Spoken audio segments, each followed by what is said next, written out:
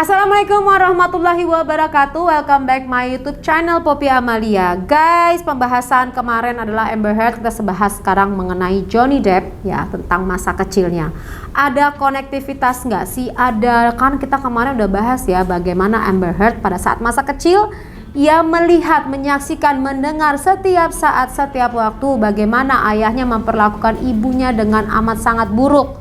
Karena apa? Karena ayahnya adalah seorang alkoholik, sehingga apa yang diucapkan, yang dilakukan tidak pernah sadar. Efeknya ibunya menjadi bulan-bulanan pemukulan, kemudian dirinya juga sama karena terus-menerus mengalami kondisi yang sama. Itulah hingga membuat dirinya punya kemarahan begitu dahsyat terhadap figur laki-laki, yaitu ayahnya. Nah, di traumanya Amber Heard itu sendiri sampai dia sempat membina hubungan dengan perempuan ya, artinya tidak hanya membina hubungan dengan laki-laki itu sebagai bentuk kemarahan terhadap figur laki-laki itu sendiri. Nah, kali ini Johnny Depp, seperti apa sih masa kecilnya? Kenapa sampai ia alkoholik? Kita masuk pembahasannya yuk lebih dalam lagi.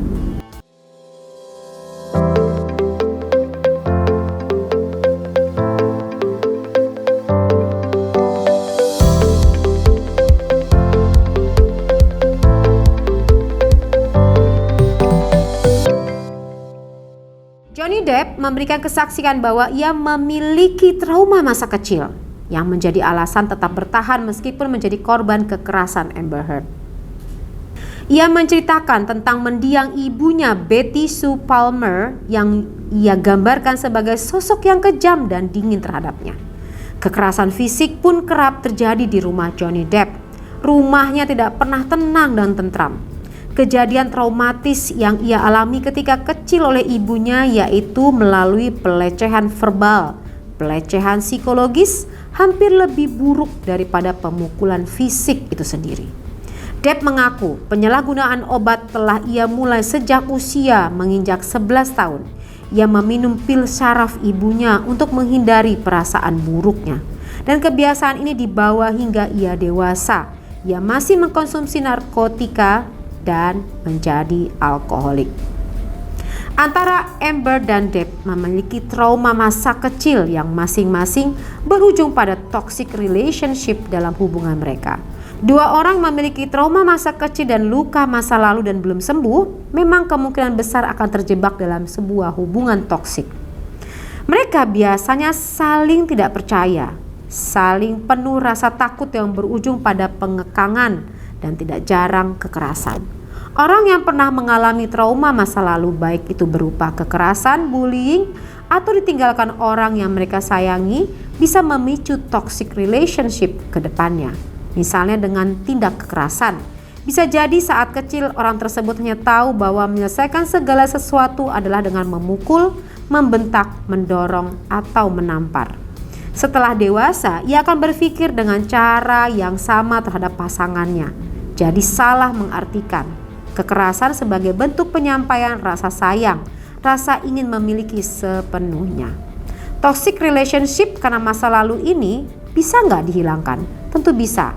Hanya saja perlu sebelumnya untuk menggali lebih dalam trauma-trauma apa yang dimiliki agar orang tersebut menyadari bahwa situasi yang dialaminya tidak wajar dan bisa meracuni hubungan harmonis yang selama ini ia impikan.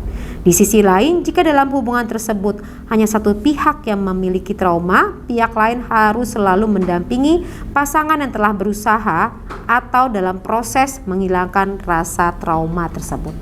Dari gambaran tersebut ini bisa digambarkan apa? Amber Heard mengalami traumatik terhadap figur ayah, benar nggak? Johnny Depp terhadap figur ibu. Ibunya melakukan tindak kekerasan terhadap dirinya dengan verbal, dengan ucapan secara psikologis dan berbagai macam kekerasan lainnya. Hingga membuat Johnny Depp begitu membenci figur perempuan, Besti.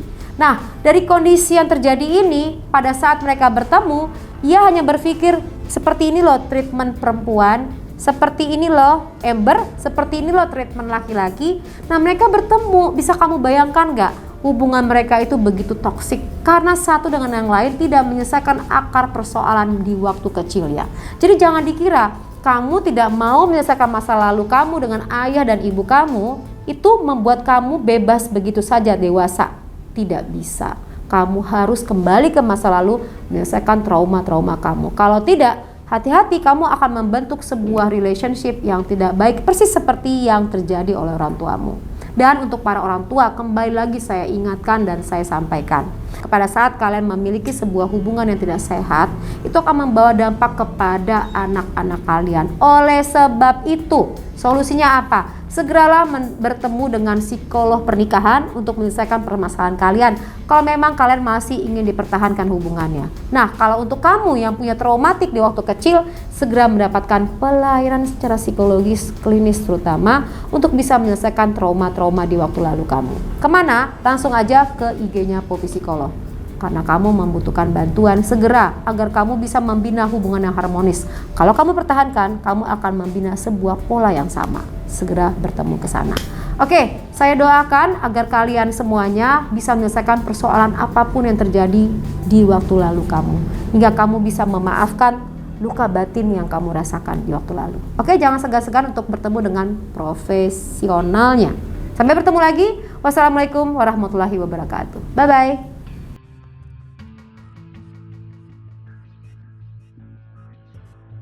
Assalamualaikum warahmatullahi wabarakatuh. Hey, sadar gak sih kalau banyak banget orang nih di luar sana yang lebih fokus untuk hal-hal rutinitas sehari-hari.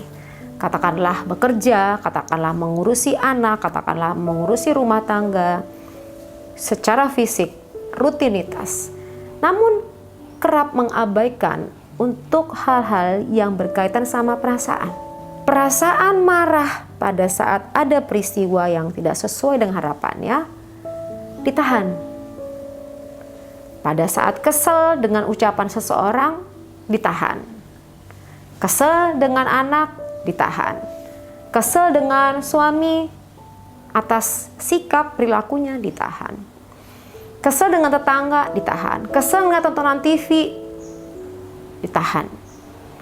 Di sini di backup oleh tenaga-tenaga ahli secara profesional, master-master psikolog di sini yang akan menghandle persoalan kamu dengan pengalaman-pengalaman tinggi dan expert di bidangnya.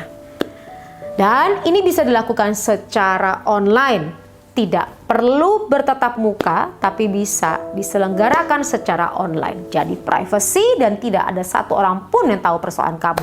Kamu bisa sharing curhat masalah kamu sehabis-habisnya, mungkin di dalam kamar tanpa ada orang yang tahu. Mungkin juga kamu bisa menceritakan di dalam mobil atau mungkin kamu bisa menceritakan di tempat-tempat tersembunyi kamu untuk menceritakan perasaan kamu yang paling dalam yang udah tidak sanggup lagi kamu tahan. Hati-hati kalau kamu menahannya, itu bisa meledak di dalam pemikiran kamu, di dalam perasaan kamu. Maka berbagai macam kondisi akan muncul, sakit yang tidak selesai atau sembuh, bahkan pemikiran-pemikiran yang ditahan meledak, itu akan mengakibatkan berbagai macam gangguan lainnya. Oleh sebab itu segera kamu konsul kepada kami di sini di nomor di bawah ini. Saya dan teman-teman saya, kami siap membantu kamu, selalu ada untuk kamu. Jadi kamu tidak sendiri. Kami ada.